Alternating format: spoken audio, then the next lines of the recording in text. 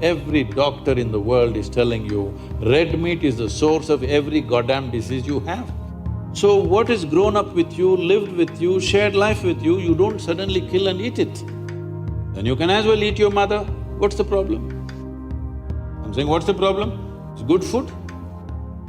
Because we've drunk the milk of this cow, if we tomorrow want to eat the cow, that is considered cannibalism, not cow slaughter. I want you to understand this.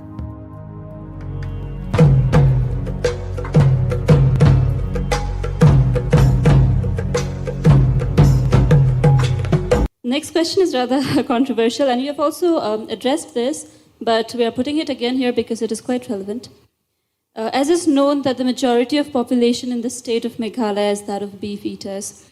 With the government banning consumption of beef in mainland India, people have an idea that the government is trying to control the very food habits of the citizens of a democratic nation. If beef is to be banned because of religious reasons, isn't it against the idea of secularism? And if it is for the environmental point of view, as you said, why not mutton ban or chicken ban, which are also reasons for greenhouse gas emission? Well, let me change one aspect of the question. Nobody ever uses mainland India. That's only mainland China. Okay. Rest of India. This is also mainland India only. It is just that which is being misunderstood now because of certain things that have happened is, when Jawaharlal Nehru talked about building roads and bridges and industry across the country, including dams, because at that time we thought dams were the biggest things we could do, now our ideas have evolved into something else.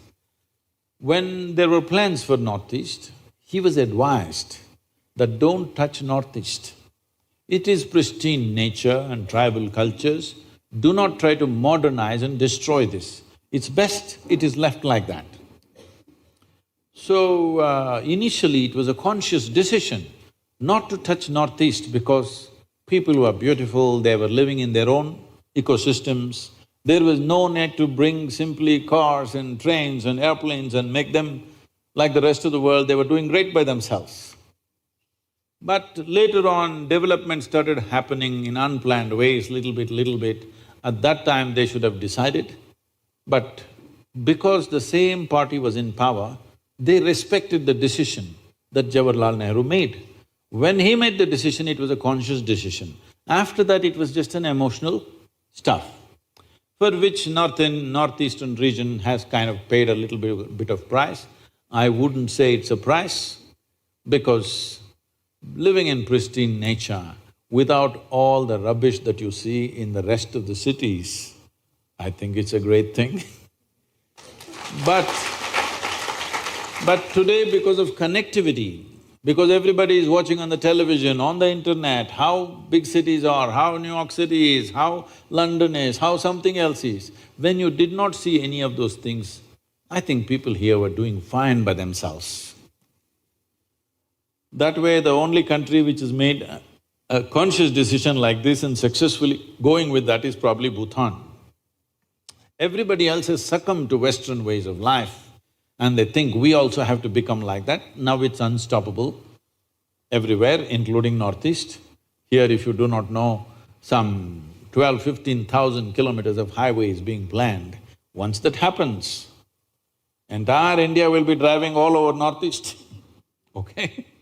I went to Ladakh, and you won't believe, I went to Siachen for the yoga day. Thousands of motorcycles, all kinds of people who have no idea how to balance on two wheels also or on motorcycles. Everybody renting a motorcycle, getting a license right there. There's a motorcycle rental, next to that we'll organize licenses for you. Right there, instant license, and hundreds of motorcycles everywhere. It is no more the Ladakh, pristine Ladakh that it was, simply tourists and traffic jams on the mountains, unbelievable. Well, that's going to happen to you because you asked for development. Because this is the kind of development that's happening in the world, unfortunately. Everything in excess. And in 15-20 years it'll happen. This government has decided to put railways, airways and roadways and everything. So, we can think it's development. It is also a certain loss to the country because tribal cultures will be totally lost, pristine forests will be lost, everywhere there will be picnickers, okay? Not wildlife enthusiasts or something. Picnic people will be all over the place. So, having said that, now the reason why it is banned in many major states in the thing and at the same time they have not touched this here is, in those states there is a huge emotion about that. Democracy, you talked about secularism, democracy is always about considering the concerns of the people. When there is such a big emotion, it's better you take that into thing. And everybody thinks this law came in the last 4 years. No, this law has been there since 1950. So this has been the way we have been running the country. We make a law and we don't have the courage to implement it. Now some hothead on the street, he decides to enforce the law. When mob tries to enforce the law, it will happen in cruel ways. It will happen in ridiculous and in archaic ways of doing things. So this is something we must decide.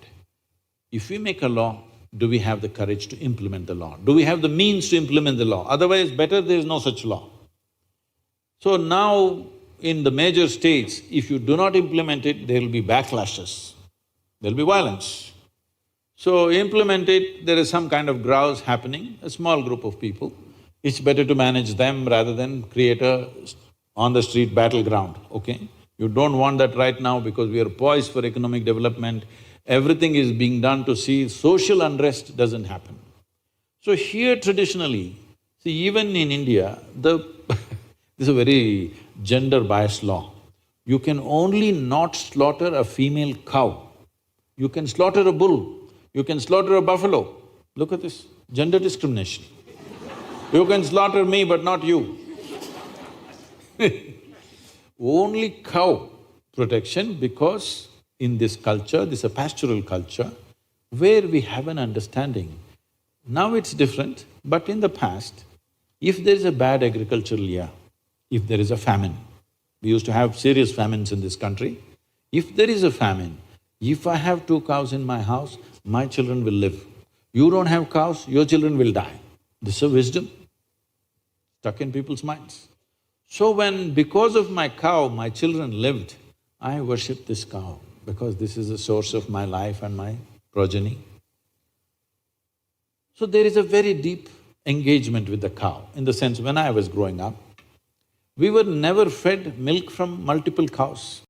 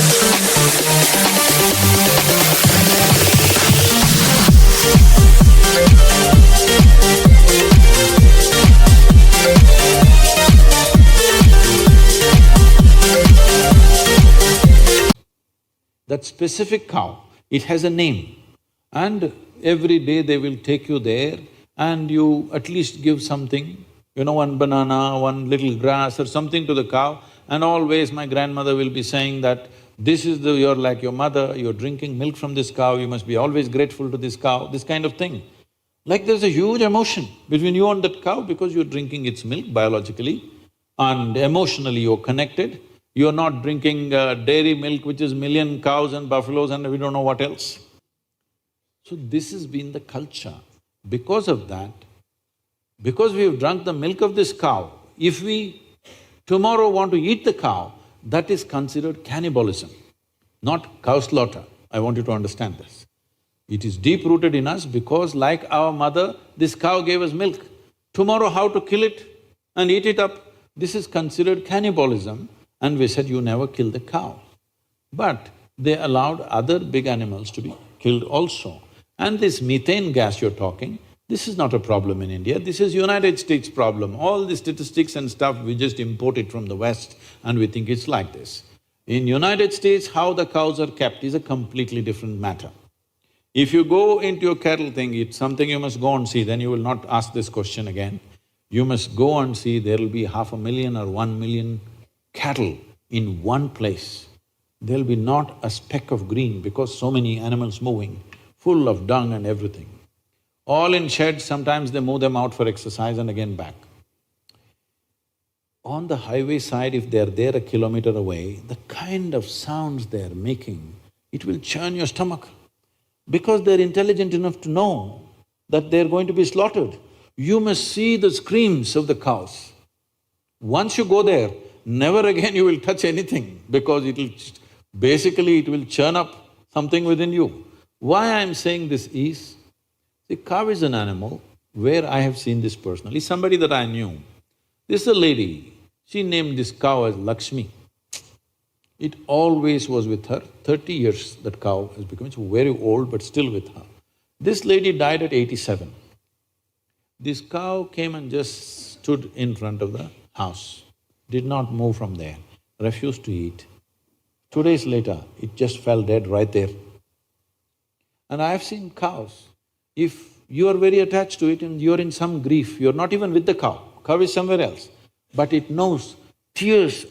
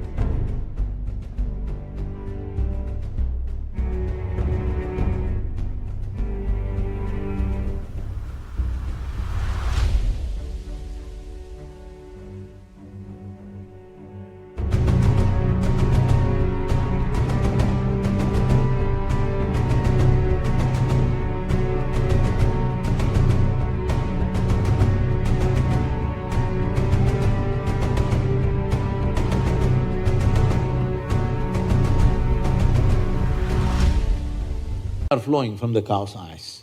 So because it has human emotions, we said you cannot kill this because it is exhibiting human emotion. If you kill it, it amounts to cannibalism. When there is such a sensitivity, if you say, in front of my house you will slaughter, obviously there is going to be a problem. So in this part of the country, there is no such sentiment, so they did not pass the law. I think it's a very sensible thing to do, isn't it? But every doctor in the world is telling you, red meat is the source of every goddamn disease you have, so you better change.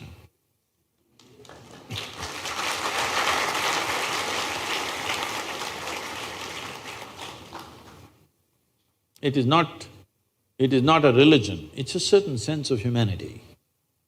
Humanity finds expression in various kinds of aesthetics. This is our aesthetic. What about the minorities living in those areas, Sadhguru? They can eat whatever else they want. But when it is imposed, the ban is imposed, they cannot.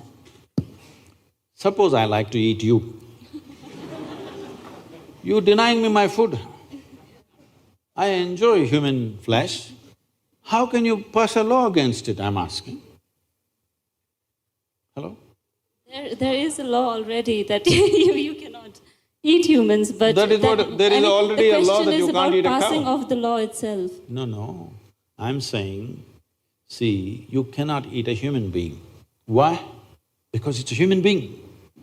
Now, we drank the milk of the cow, we have shared emotions with the cow, we don't see it as separate, because in the villages, the cow lives in your house.